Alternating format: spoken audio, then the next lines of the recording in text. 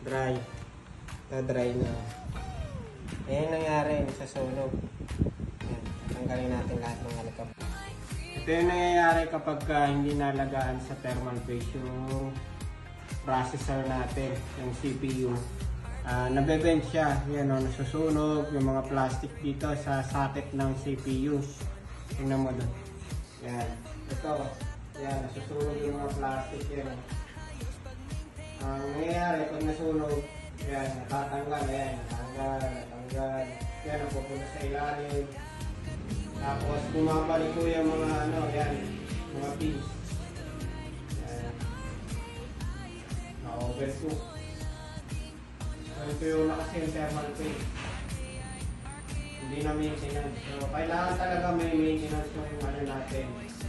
Kung palagi natin ginagamit, at least 1 year, isang beses, or pag talagang madalas, 6 months pa lang, palit thermal paste na, pag 20 yun yung thermal paste. Okay, so another tips yun para ma-arty yan. Thank you.